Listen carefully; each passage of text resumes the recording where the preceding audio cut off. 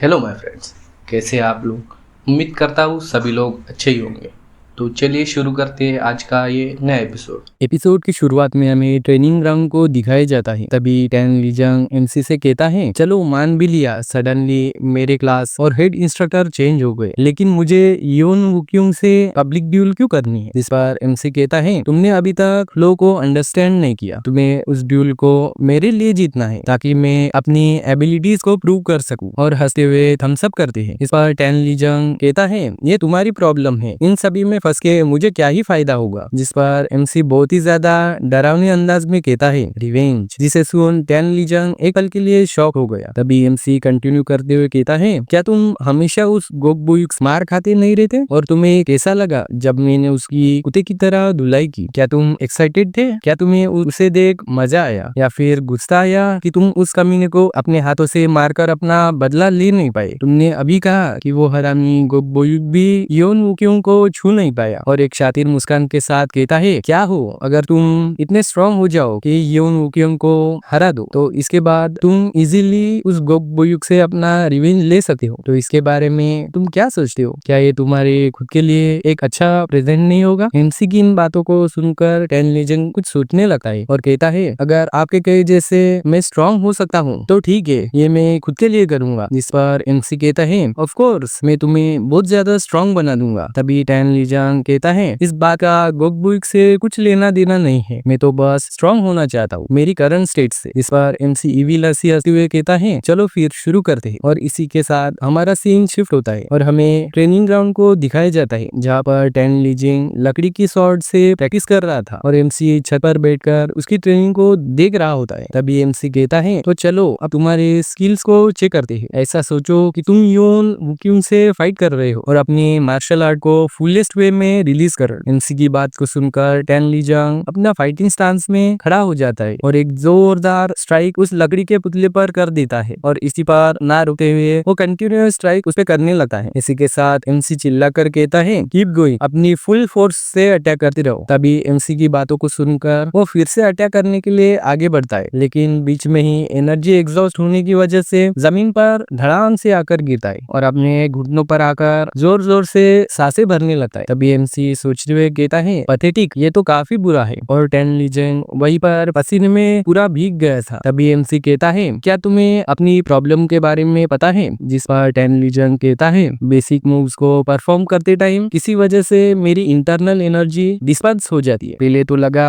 मैंने अपनी क्लैन की मार्शल आर्ट को गलत तरीके से सीखा होगा, तो इसे कंफर्म करने के लिए मैंने अनगिनत बार परफॉर्म करके देखा, लेकिन मेरी मार्शल आर्ट में कोई कमी नहीं थी। फिर मैंने सोचा मेरे डांटियन या फिर मेरिडियन पॉइंट के साथ में कोई इशू होगा, इसलिए मैंने क्लैन में खुद को मल्टीपल टाइम चेक कराया, लेकिन ऐसा कुछ नहीं था। मे बी मुझ में टैलेंट की कमी है या फिर मुझे किसी तरह की अननोन बीमारी है। जिसकी ऐसी बातों को सुनकर एमसी हंसते हुए कहता है, नहीं ऐसी कोई बात नहीं है, तुम्हारे डांटियन पॉइंट बाकी लोगों से ज्यादा स्प्रेड होकर है। एमसी की बातों को सुनकर टैन लीजंग भी एक पल के लिए शॉक हो गया और एमसी से कहता है, आपके कहने का क्या मतलब है? तभी एमसी नीचे उतरते हुए कहता है, ये अंडरस्टैंड करने के लिए थोड़ा हार्ड है। जैसे कि मैंने तुमसे कहा है, तुम जन्म से ही स्प्रेड डांटियन पॉइंट के साथ में पैदा हुए हो। नॉर्मली कहूँ तो ये एक रेयर कॉन्स्टिट्यूशन है जिसके की बहुत से एडवांटेजेस है, लेकिन अभी तुम यंग हो और कम इंटरनल एनर्जी होने की वजह से तुम ये सब इशू फेस करने पड़ रहे हैं। जैसे कि तुम्हें पता ही होगा, ऑल मार्शल आर्टिस्ट को अपनी डांटियन में स्टोर की हुई एनर्जी अपने मेरिडियन पॉइंट के थ्रू निकालनी होती है, लेकिन तुम्हारे मेरिडियन पॉइंट स्प्रेड होने की वजह से तुम इंटरनल एनर्जी की पावर को अच्छे से प्रॉपरली फोकस नहीं कर पाते और यही वो रीजन है जिसकी वजह से तुम्हारी इंटरनल एनर्जी डिस्पर्स हो जाती है। इस पर टैन लीजंग कहता है, मैं पहली बार कुछ ऐसा सुन रहा हूँ। इस पर एमसी कहता है, ये बात भी सेंस बनाती है। तभी हमें एमसी के पास के बारे में बताया जाता है, जहाँ पर वो लाशों के ढेर के बीच में बहुत ही ज्यादा बुरी हालत में पड़ा होता है। तभी एक हुडी वाला लड़का उसके आगे आकर खड़ा हो जाता है। ये कोई और नहीं, फ्यूचर वाला टैन लीजंग ही होता है। तभी सीन सीन प्रेजेंट पर शिफ्ट होता है, जहाँ पर टैन लीजंग सोचते हुए कहता है ये अजीब सा एटमॉस्फेयर कैसा है, क्या उसके पास कोई बैक स्टोरी है। तभी एमसी कहता है तो ठीक है, मैं अपना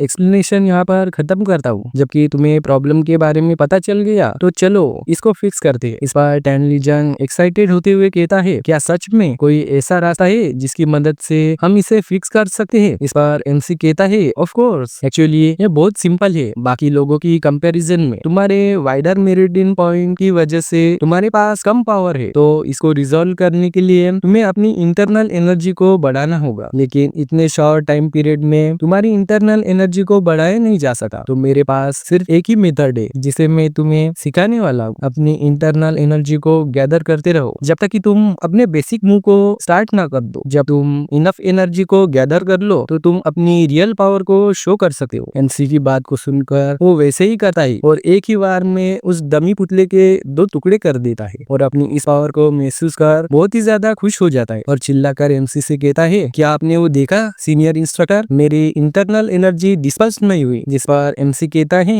हाँ मैंने प्रॉपरली देखा, इसको तुम यूज कर सकते हो बेहोश होने से पहले। इस पर टैन लीजंग कहता है बेहोश, लेकिन मैंने आज तक इतना ज्यादा एनर्जेटिक कभी फील नहीं किया। इतना कहते ही वो बेहोश होकर वहीं पर गिर जाता है। तभी वो अपनी आंख खोलता है और खांसते हुए कहता है मैं बेहोश हो गया, लेकिन क्यों। तभी एमसी कहता है अब तुम्हें कैसा लग रहा है। जिस पर टैन लीजंग कहता है इंस्ट्रक्टर मेरी बॉडी में बिल्कुल भी स्ट्रेंथ नहीं बची। इस पर एमसी कहता है ये तो माइनर साइड इफेक्ट है, क्योंकि तुमने अपनी फुल पावर को पहली बार यूज किया। तुमने आज तक अपनी माइंड मेरिडियन को प्रॉपरली यूज नहीं किया, जिसकी वजह से तुम्हारी बॉडी इसको सहन नहीं कर पाई और शॉक में चली गई। लेकिन इसमें चिंता करने की कोई बात नहीं है, ये साइड इफेक्ट नेचुरली कुछ महीनों बाद चले जाएंगे। जिसको कि सुन टैन लीजंग रात भरी सांस लेते हुए कहता है कुछ मंथ्स। तभी वो शॉक होते हुए कहता है रुको फ्यू मंथ्स, लेकिन ड्यूल को तो बस 1 वीक बाद ही है। तभी हमारा सीन शिफ्ट होता है और हमें उसी ट्रेनिंग ग्राउंड को दिखाया जाता है। तभी एमसी लकड़ी के डंडे को हवा में घुमाते हुए कहता है फिलहाल अभी के लिए तुम 2 मेजर प्रॉब्लम्स को फेस कर रहे हो। जब तुम टेक्निक को परफॉर्म करते हो तो जितनी भी इंटरनल एनर्जी तुमने अब तक गैदर की है वो बस सिंगल स्ट्राइक में कंज्यूम हो जाती है, और जैसे कि मैंने कहा इसके रिकॉइल की वजह से तुम्हारी बॉडी इसको सहन नहीं कर पाती और तुम बेहोश हो जाते हो। तुम्हारा एनर्जी कोर भी बहुत ज़्यादा स्मॉल है, जिसकी वजह से तुम ज़्यादा टाइम तक इंटरनल एनर्जी को स्टोर करके नहीं रख सकते। और अगर तुमने ऐसा किया तो तुम सिर्फ बेहोश ही नहीं होगे, बल्कि तुम्हारी इंटरनल एनर्जी डेविएशन का भी रिस्क है। तो क्या तुम इसको समझ रहे हो। जिस पर टैन लीजंग कहता है हाँ मैं समझ गया, लेकिन इसका आपके हाथ में पकड़े हुए डंडे से क्या मतलब।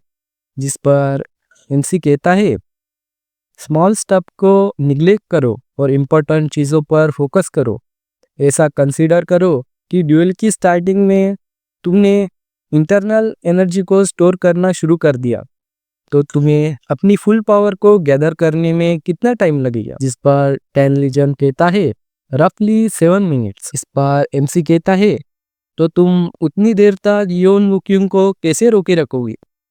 जिसे कि सुन वो कुछ सोचते हुए कहता है अब क्या करें मास्टर। इस पर एमसी अपना डंडा उठाते हुए जंप लगाते हुए उस पे अटैक करते हुए कहता है इसका बस एक ही रास्ता है, तुम्हें उसको डॉज करना होगा जब तक तुम अपनी इंटरनल एनर्जी को गैदर नहीं कर लेती।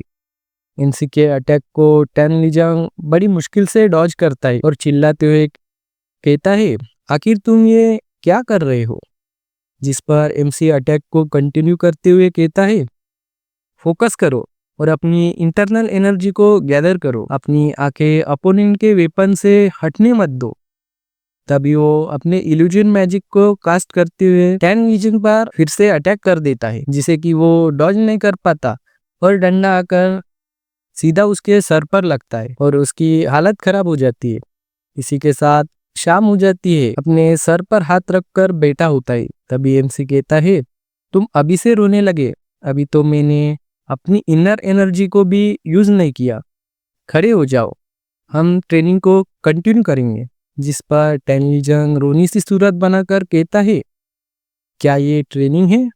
इस पर एमसी कहता है, ऑफ कोर्स ये डॉज ट्रेनिंग है। इसे सुन टेनलिजंग कहता है, ये किस तरीके की बकवास ट्रेनिंग है जिसे ऐसा कहता सुन एमसी कहता है टेनलिजंग। और यहाँ पर मैं आपको बता दूं, मानवा के राइटर ने टेनलिजंग का नाम चेंज करके डेनलिजंग कर दिया है।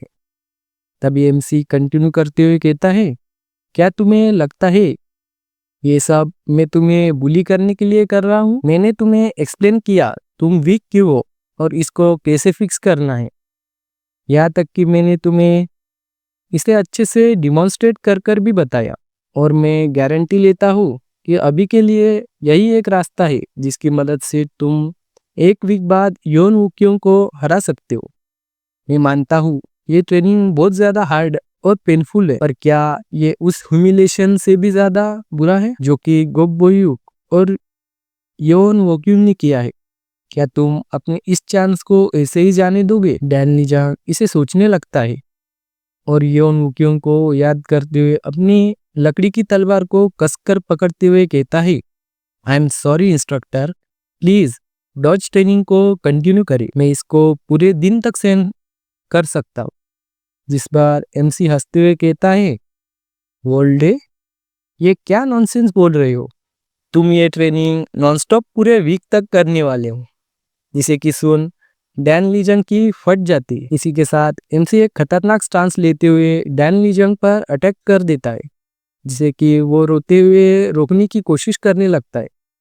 और इसी के साथ हमारा सीन शिफ्ट होता है और हमें एक वीक बाद का सीन दिखाया जाता है, जहाँ पर अरीना में डैन लीजंग और योन वूक्यूंग खड़े होते हैं और बहुत सारी भीड़ उनका मैच देखने के लिए वहां पर खड़ी होती है। इसी के साथ हमें योन वूक्यूंग को दिखाया जाता है जो कि फुल स्वैग में वहां पर खड़ा होता है और डैन लीजंग पिटी हुई हालत में दूसरे साइड खड़ा होता है। तभी भीड़ में से एक डिसाइपल कहता है, आखिर ये डैन लीजंग कितनी देर तक टिक पाएगा? जिस पर एक और डिसाइपल कहता है, वो तो बस एक ही अटैक में जमीन पर बेहोश होकर गिर जाएगा। इसी के साथ वो एरोगेंट लड़की कहती है, क्या उसने बचने के लिए कुछ काउंटर मेजर्स सीखे हैं? इस पर वो चश्मिश लड़का कहता है, मैंने उसे जाते हुए कुछ टाइम देखा, पर उसने पूरा वीक बस लकड़ी से मारी खाई है। तभी भीड़ में से निकलते हुए हरामी गोबुयुक कहता है, क्या ही इडियट है, अगर तुम कचरे हो तो बस चुप होकर कॉर्नर में रहना चाहिए। वो कचरा जो मेरे सामने भी खड़ा नहीं हो सकता, वह अब योन वूक्यूंग को हराने के लिए चलाए। बुलशिट, तुमने उस स्कैमर की बातों को सुनकर खुद की ही ग्रेव खोद ली। तभी योन वूक्यूंग एमसी को आवाज देते हुए कहता है, इंस्ट्रक्टर साबिगांग, मैंने पहले कहा था कि मुझे तुमसे कुछ नहीं चाहिए, लेकिन इस सर्कमस्टेंसेस को देखकर मैं एक कंडीशन को ऐड करना चाहता हूँ। जिस पर एमसी कहता है, फाइन, तुम्हें क्या चाहिए बताओ। इस पर योन वूक्यूंग कहता है, अगर मैं जीत गया तो तुम खुद से एकेडमी को छोड़कर चले जाओगे। मैं फिर से इस तरह अपना टाइम वेस्ट नहीं करना चाहता। उसकी बात सुनकर एमसी कहता है, दिल, मैं खुद के नाम की कसम खाता हूँ, लेकिन मैं भी तुम्हें एक बात याद कराना चाहता हूँ। अगर तुम हारे तो तुम्हें मेरे क्लासेस और ट्रेनिंग को बिना किसी कंप्लेन के अटेंड करना होगा। जिस पर योन वूक्यूंग एटीट्यूड में कहता है, हाँ मुझे याद है। तब एमसी दांत दिखाकर हंसते हुए कहता है, गुड, लेकिन क्या तुम कुछ मिस्टेक नहीं कर रहे? जिसे तुम्हें फाइट करनी है वो मैं नहीं बल्कि डैन लीजंग है, जो कि अरीना में तुम्हारे सामने खड़ा है। इसी के साथ हमारा डैन लीजंग फाइटिंग स्टांस में खड़ा हो जाता है और योन वूक्यूंग उसे घूर कर देखने लगता है। तभी एमसीए अपने हाथ से इशारा करते हुए रूल्स को बताने लगता है, तुम्हारी जीत तभी होगी जब एक साइड का कंपटीटर हार मान ले, या फिर बेहोश होकर गिर जाए, या फिर अपना वेपन डाल दे। और एडिशनली मैं बताना चाहता हूँ, any type of lethal attack और लाइफ थ्रेटनिंग स्ट्राइक को स्ट्रिक्टली प्रोहिबिटेड किया गया है। अगर ऐसा कुछ हुआ तो इस फाइट का जज होने के हिसाब से फाइनल डिसीजन मैं खुद करूँगा। इतना कहकर एनसी ड्यूल को ऑफिशियली शुरू करने की अनाउंसमेंट देता है। इसी के साथ हमें दिखाया जाता है डैन लीजांग और योन वूक्योंग वो दोनों ही सीरियस मोड में अपने अपने फाइटिंग स्टांस में खड़े हो जाते हैं। इसी के साथ एमसी ड्यूल को स्टार्ट करने का अनाउंसमेंट करता है और इसी के साथ डैन लीजांग का हाथ बाजू से कटकर अलग हो जाता है, जिसे कि महसूस कर उसकी हालत खराब हो जाती है। तभी वो रियलिटी में आता है और अपने कांपते हुए हाथों की तरफ देखने लगता है और मन में कहता है, मेरा हाथ, क्या ये ठीक है? तभी योन वूक्योंग कहता है, फूल, तुम मुझसे लड़ने के लिए एग्री हो गए, लेकिन तुम्हारी पूरी बॉडी सिर्फ मेरे मर्डरस इंटेंट को रिलीज करने से ही कांप रही है। अभी भी टाइम है, सरेंडर कर लो। तभी डैन लीजांग खुद को शांत करते हुए कहता है, वो बस मर्डरस इंटेंट था। इसका मतलब अगर वो चाहता तो वो सच में मेरा हाथ काट सकता था। और डर से सहमी हुई हालत में कहता है, मैं ये नहीं कर सकता। वो एकेडमी का बेस्ट डिसाइपल है, देयर इज नो वे मेरे जैसा कोई उसको सिर्फ एक वीक की ट्रेनिंग में हरा सकता है। तभी एमसी उसको आवाज देते हुए कहता है, डैन लीजांग, और अपनी इंटरनल एनर्जी को रिलीज करते हुए हाथ में लिए डंडे से उसको इशारे से कहता है, अगर तुम हारे तो तेरी वाट लगा दूंगा। एमसी को ऐसा करते देख वह घबरा जाता है और खुद को शांत करते हुए सोचता है, मैंने ये ट्रेनिंग की ताकि मैं आज से ज्यादा स्ट्रांग बन सकूं। उस दिन मैंने खुद से स्ट्रॉन्गर बनने का डिसीजन लिया था। तभी योन वूक्योंग कहता है, मैंने तुम्हें एक चांस दिया था ताकि तुम बिना इंजर्ड हुए फाइट से बच सको। और इसी के साथ अपनी शॉट को पकड़कर डैन लीजांग पर अटैक करने के लिए आगे बढ़ जाता है। डैन लीजांग बड़ी मुश्किल से उसके अटैक को ब्लॉक कर देता है, जिसे ऐसा करते देख योन वूक्योंग शॉक हो जाता है और डैन लीजांग अटैक के प्रेशर की वजह से दूर घसीटते हुए चला जाता है। तभी योन अपना supreme dragon heaven shivering sword technique की first move berserk dragon rage torrent को यूज करके डैन पर अटैक कर देता है। जिस अटैक को अपनी ओर आते देख डैन सोचते हुए कहता है, ये स्वॉर्ड की बहुत ही पावरफुल है, और उनको डॉज करते हुए कहता है, लेकिन मुझे ऐसा फील हो रहा है यह अटैक मैंने जितना एक्सपेक्ट किया उससे ज्यादा इजी है डॉज करने के लिए। डैन लीजांग को योन वूक्योंग के अटैक को ऐसे डॉज करते देख बाकी डिसाइपल्स शॉक होकर देखने लगते। तभी योन कहता है, लगता है तुमने एक वीक में कुछ तो सीखा है। तभी वो अपनी सुप्रीम स्वॉर्ड टेक्निक के third form twin dragon fang severance को यूज करते हुए डैन पर अटैक कर देता है। जिसके अटैक को अपनी ओर आते देख डैन कहता है, ये तो वही सेम टेक्निक है जिसे इंस्ट्रक्टर बिगांग ने मुझ पर यूज किया था। उसे याद कर वो योन के पर से एक बैकफ्लिप मारते हुए अरीना में लैंडिंग करता है। वो संभल पाता उससे पहले ही योन वूक्योंग उस पे फिर से अटैक कर देता है, जिसे डैन लीजांग फिर से डॉज करने लगता है और कहता है, ये तो काफी फास्ट और प्रिसाइज अटैक कर रहा है। यही मैंने उसकी शॉर्ट टेक्निक से उम्मीद की थी, लेकिन इसका ये मतलब बिल्कुल भी नहीं है कि मैं उसको डॉज नहीं कर सकता। ना कहते ही वो योन के सारे अटैक को आसानी से डॉज करने लगता है। मुझे पता नहीं क्यों, लेकिन ये टेक्निक बिल्कुल वैसी ही है जैसा कि इंस्ट्रक्टर सा बिगांग ने लास्ट वीक मुझ पर यूज की। इतना कहकर वो अटैक को डॉज कर पीछे हट जाता है। तब ये योन अपनी शॉर्ट को हाथ में कसकर पकड़ लेता है और डैन से माफी मांगते हुए कहता है, मैं अपोलोजाइज करता हूँ तुम्हें अंडर एस्टिमेट करने के लिए। मैं ये एडमिट करता हूँ कि तुमने लास्ट एक वीक में बहुत कुछ सीख लिया। मुझे पता नहीं तुम मेरी supreme dragon heaven short technique को कैसे जानते हो। इतना कहते ही अपनी शॉर्ट में इंटरनल एनर्जी को फ्यूज कर देता है, जिसे कि ऐसा करता देख डैन भी शॉक हो गया था। तभी उसके चारों ओर massive amount of energy tornado के शेप लेने लगती है और योन अपनी फियर्स ड्रैगन एनहाइलेशन टेक्निक को यूज करता है और कहता है, अगर तुमने मेरे इस अटैक को डॉज कर लिया तो मैं खुद अपनी हार मान लूंगा। तभी हमें दिखाया जाता है उसके अटैक के एनर्जी इफेक्ट की वजह से बाहर खड़े डिसाइपल्स भी घबरा रहे थे, जिस पर गोबुयुग शॉक होते कहता है, आखिरकार ये किस तरीके की शॉर्ट टेक्निक है, ये लड़का तो सच में पागल हो गया है। तभी हमारा सीन अरीना पर फोकस होता है, जहाँ पर डैन सीधे योन के अटैक की ओर ही चलकर जा रहा था। बाकी लोग सोचने लगते हैं, आखिरकार ये कर क्या रहा है, क्या ये लड़का पागल हो गया है।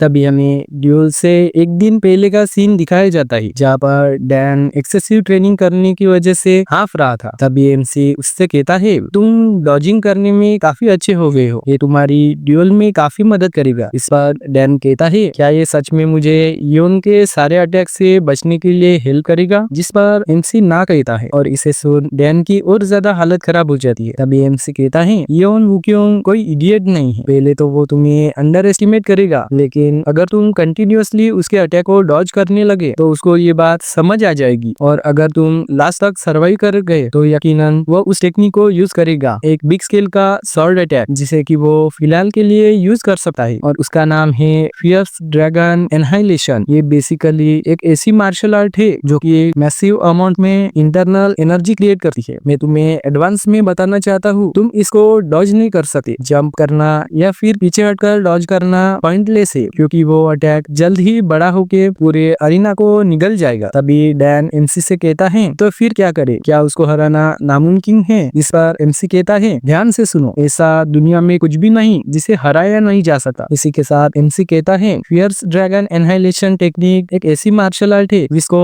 मेजॉरिटी ऑफ एनिमी जो कि भागकर जा रहे हैं उनको कैप्चर करने के लिए डिजाइन किया गया है। तभी एमसी हंसते हुए कहता है, उसको हराने का सिर्फ एक ही रास्ता है, तुम्हें बस आगे बढ़ते जाना है। इसी के साथ हमें अरीना का सीन दिखाया जाता है जहाँ पर डैन योन के अटैक में सीधा चलकर जाने लगता है। उसको एनर्जी स्लैश लगते हैं, लेकिन वो रुका नहीं, जिसे कि ऐसा करते देख योन समझ जाता है कि डैन को इस टेक्निक के बारे में पता चल गया है, और वो अपनी शॉट से डैन पर अटैक कर देता है, जिसे कि वो साइड में जाकर डॉज कर लेता है। तभी डैन अपनी जितनी भी इंटरनल एनर्जी उसने स्टोर करके रखी है उसको यूज करते हुए एक पावरफुल अटैक योन पर कर देता है, जिससे कि ऐसा करता देख योन तेजी से उसके अटैक को रोकने की कोशिश करने लगता है, लेकिन इसका कोई फायदा नहीं होता। डैन लीजंग की एनर्जी इतनी ज्यादा होती है कि उसके अटैक की वजह से योन की लकड़ी की तलवार भी टूटकर बिखर जाती है। इसी के साथ सीन शिफ्ट होता है और हमें दिखाया जाता है एमसी डैन लीजंग को कंधे से पकड़कर खड़ा होता है और कहता है, अब तुम्हें कैसा लग रहा है जीतने के बाद? जिसे कि सुन डैन लीजंग कुछ नहीं बोलता, लेकिन उसके मन में भी खुशी के गुब्बारे फूट रहे थे। बाकी सारे डिसाइपल्स भी उसके फैन हो गए थे, उसको चीयर करते हुए उसका नाम जोर जोर से चिल्ला रहे थे, और उनमें से ही कुछ उसकी जीत की वजह से जल रहे थे, जैसे कि हरामी गोक बुल्यू। इसी के साथ एमसी को दिखाते हैं जो कि डैन से कहता है, क्या तुम्हें अपनी पहली जीत को महसूस कर अच्छा लग रहा है? जिसे कि सुन डैन लीजंग हाँ में सर हिलाता है। इसी के साथ हमारा ये आज का एपिसोड यहाँ पर खत्म होता है। तो चलिए जल्द ही मिलते हैं नेक्स्ट एपिसोड के साथ।